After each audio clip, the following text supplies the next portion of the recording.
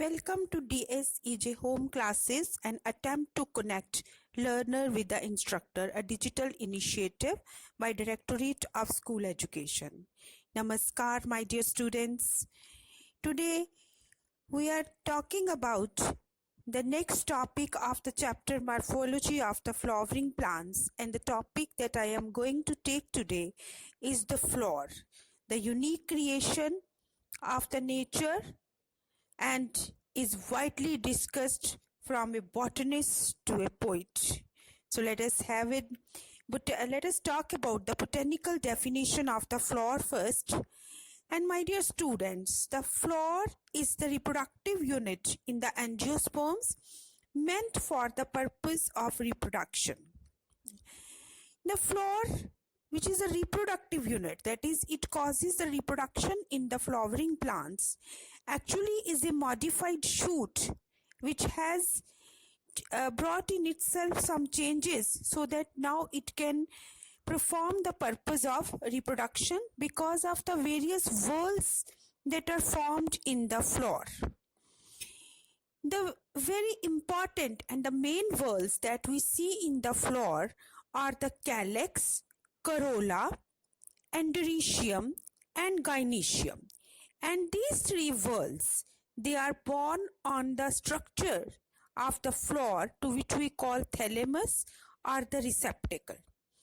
What is this thalamus or the receptacle? Actually, thalamus is the swollen end or the stalk or the pedicel on which the floral whorls, that calyx, corolla, endometrium, and gynoecium, are arranged successively.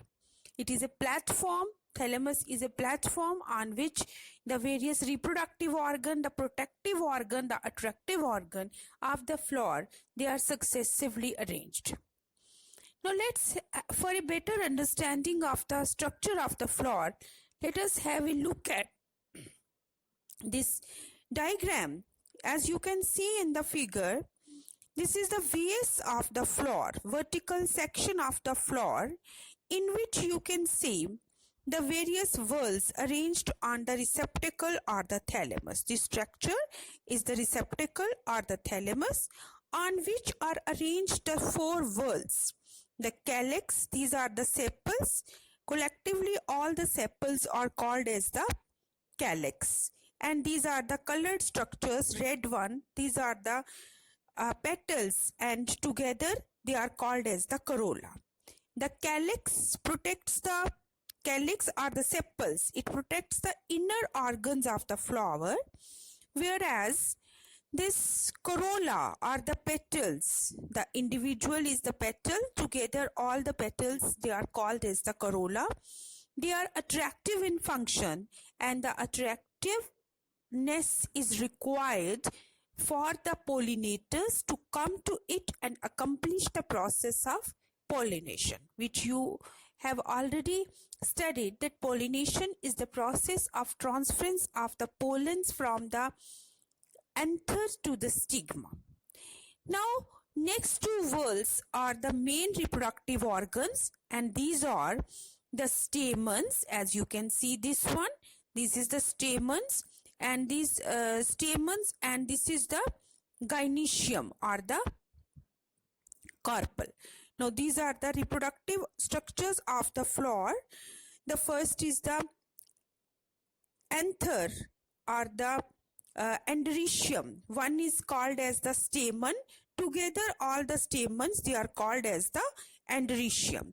They are the male reproductive structures, and each stamen consists of the anther lobe, this one, and the long thread-like structure called as the filament. And then the female reproductive structure is this one, which is called as the ovary or the carpel or the gynoecium. One is the carpel.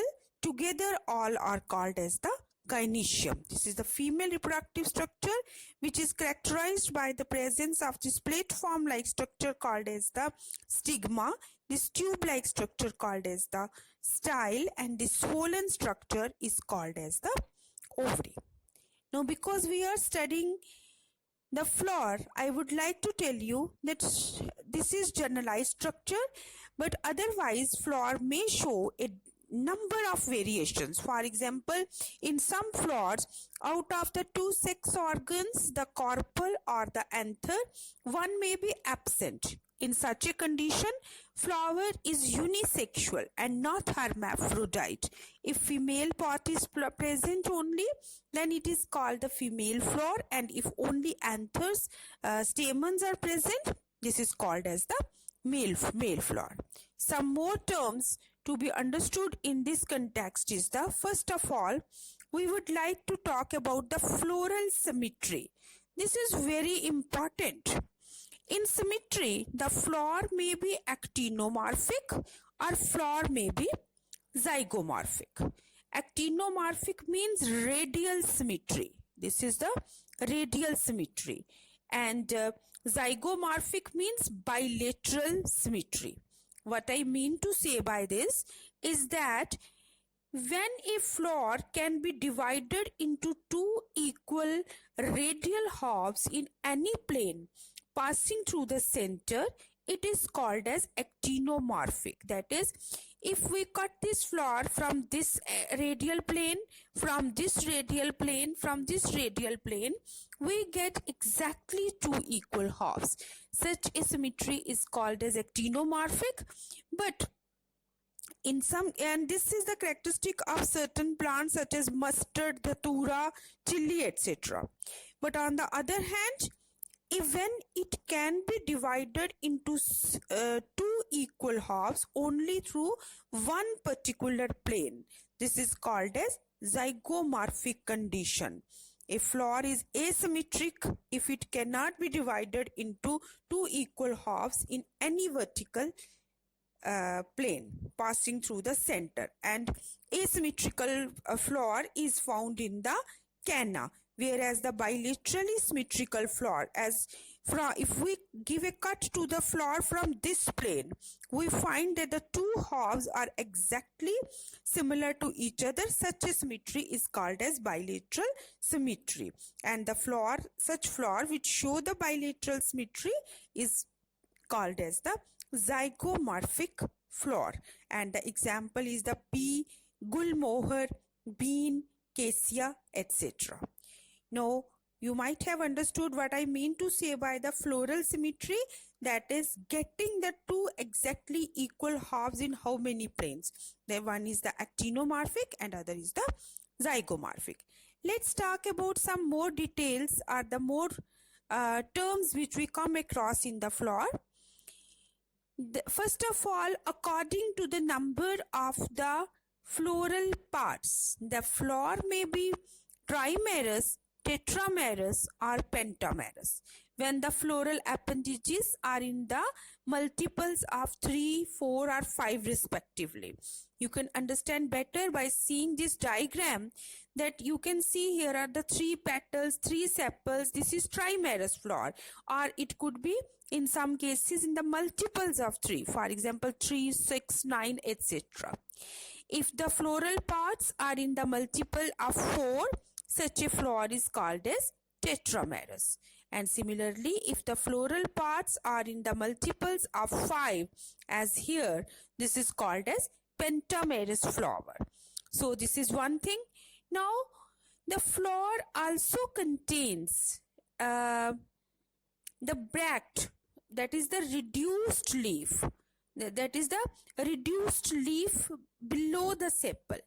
Such flowers which bear the bracts, reduced leaf found at the base of the pedicel, those flowers are called as the bracteate flower, and if the bract is absent, this is called as ebracteate flower.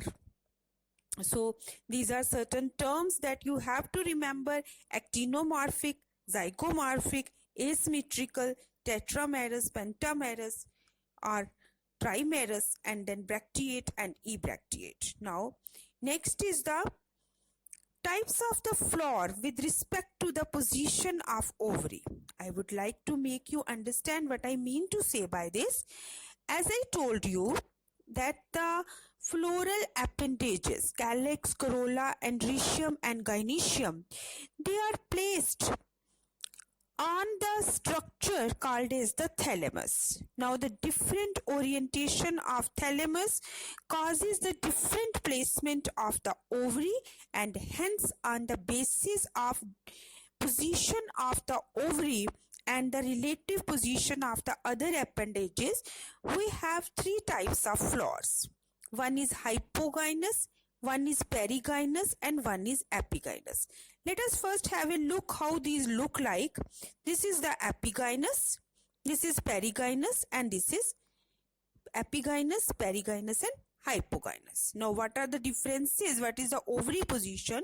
In case of hypogynous flower, based on the position of the ovary, in the hypogynous flower, the gynoecium occupies the highest position, while the other parts, that is other floral whorls, they are situated below it. As you can see in this figure, in case of hypogynous flower, the gynoecium occupies the highest place. As you can see here, it is occupying the highest place, and the rest of the floral whorls are below it. Such a condition is known as the hypogynous position. The ovary in such a flower is called as the superior. Superior ovary is found in mustard, in China rose, and in brinjal. If the gynoecium is situated in the center and other parts of the flowers are located on a rim or the thalamus almost up to the same level, such a condition is known as the perigynous flowers. As you can see, almost all the floral whorls, they are at the same level. The ovary here is said to be half inferior, and the condition is found in plum, in rose, in peach, etc. Now the third case is the epigynous flower. In epigynous flower, the margin of the thalamus grows upwards and closing the ovary completely and getting fused with it. Something like this. This is seen.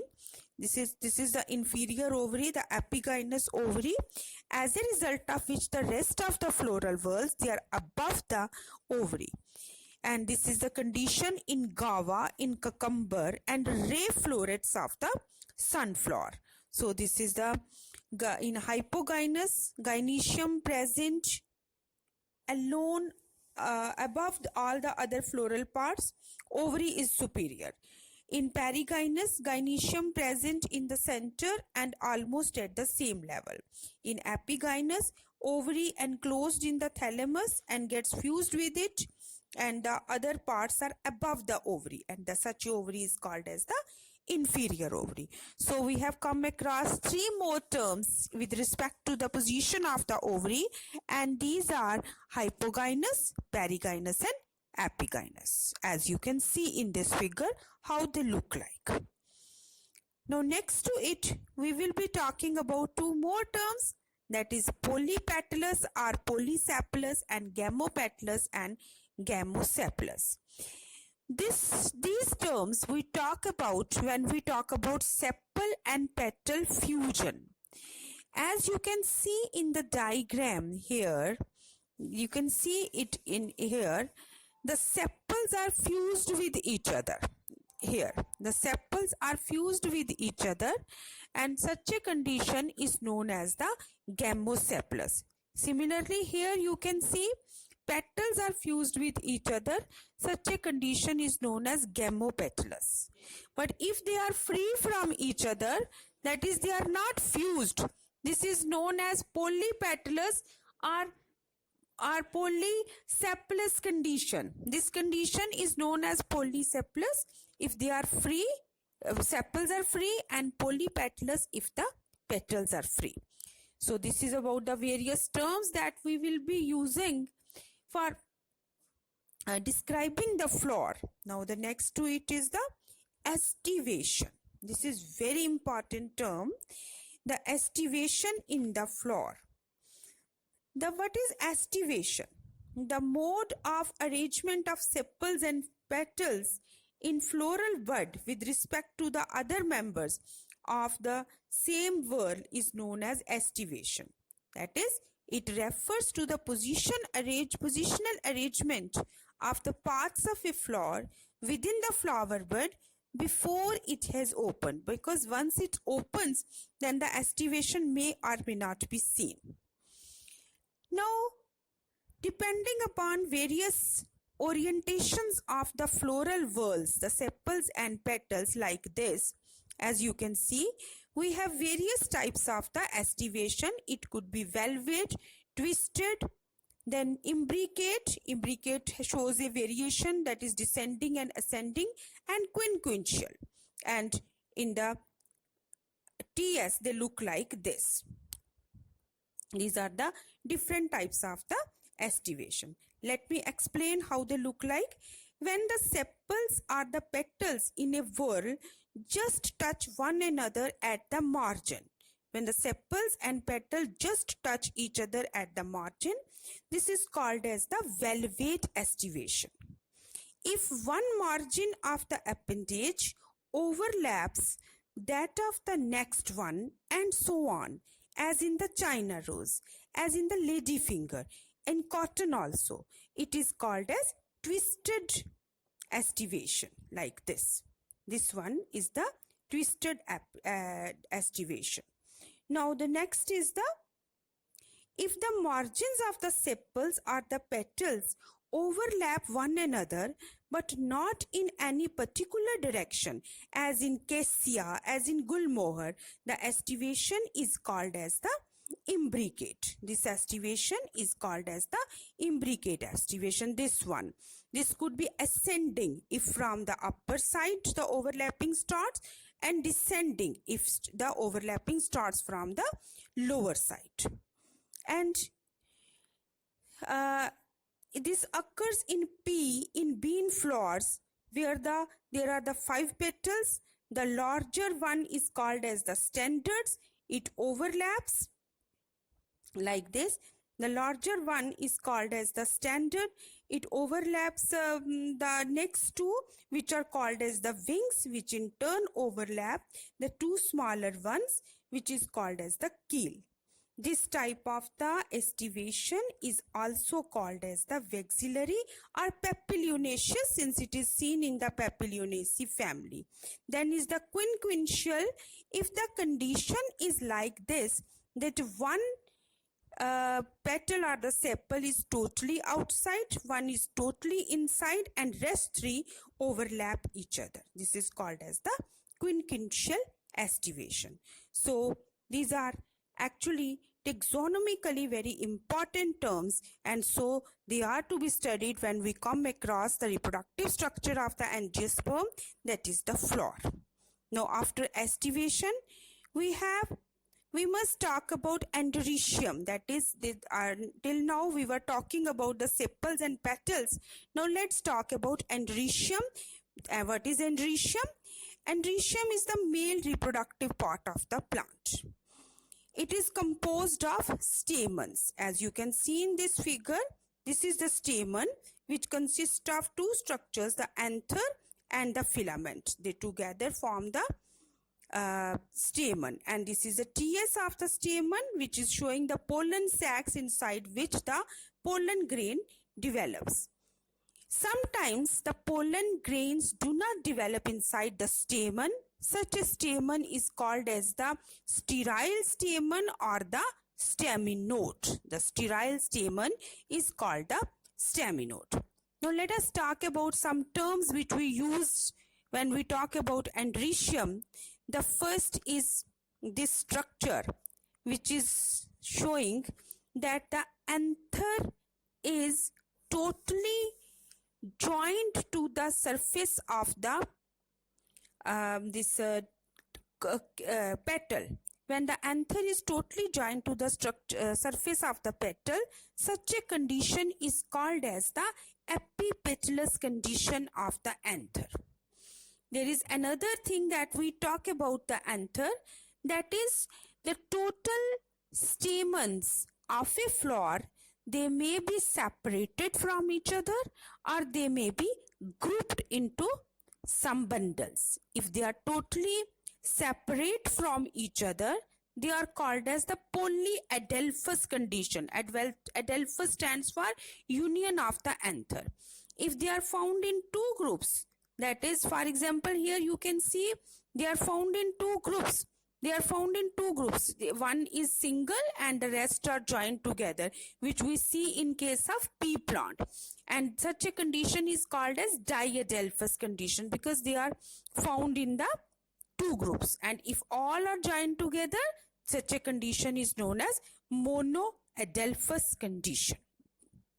So there are many variations. Sometimes there is variation in the length of the filament within one flower, as in salvia and the mustard we see this.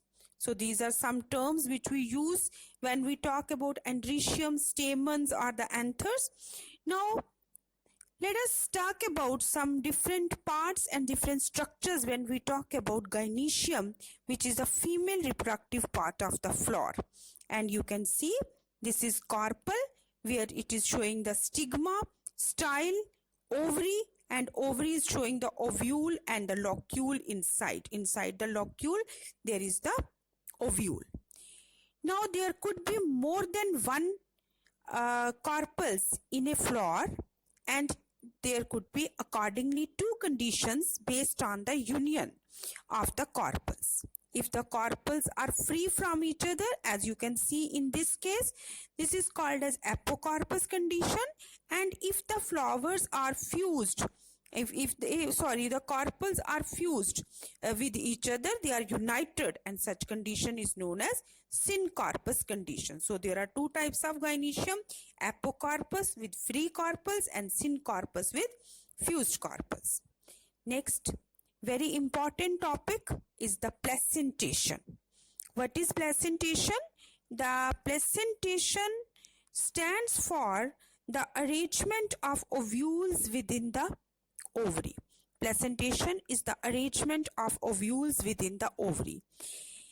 The placement are of different types, namely marginal, it could be axial, parietal, free central, and basal placentation. Now, in marginal placentation, the placenta forms a ridge along the ventral suture of the ovary, and the ovules are born in this ridge, forming two rows, as we see in case of P.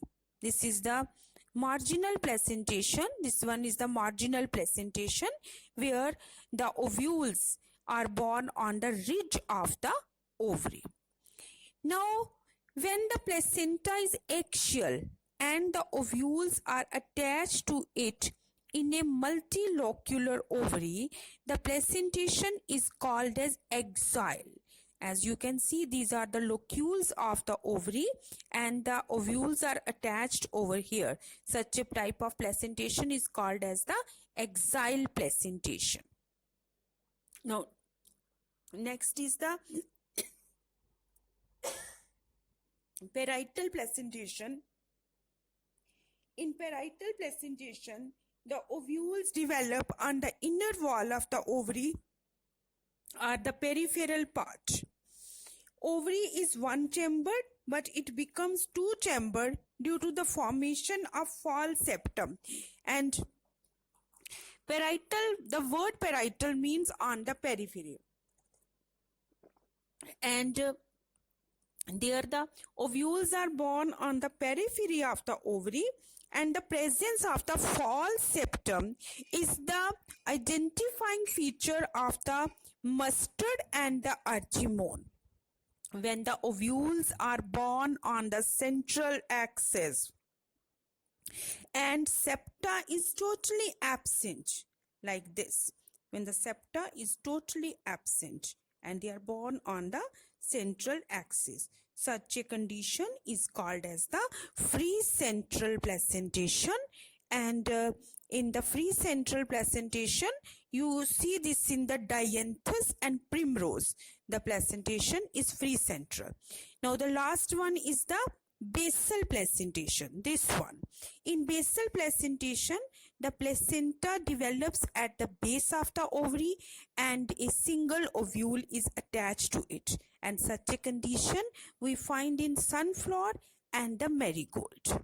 So these are the various types of the placentations. So my dear students, today we have discussed a very important uh, organ of the plant, angiosperm plant, and that is the flower, in which we have talked about the various whorls of the flower, the need of the flower, and why the flower is so important. And we have discussed various terms, and I would suggest you that you remember these terms and understand by seeing the diagrams, so that you can fully understand the various terms. So that's all for the flower, and I wish that you well understand the various terms that we have used in the flower, especially estivation, adelphous condition, joining of the anther, then this placentation, then the various whorls, how they are arranged with respect to one another, then types of flower on basis of position of ovary. And in case you have any question, you can ask me on the phone number given at this platform, or you can leave a question at my email. Till then, have a good day. Thank you so much. God bless.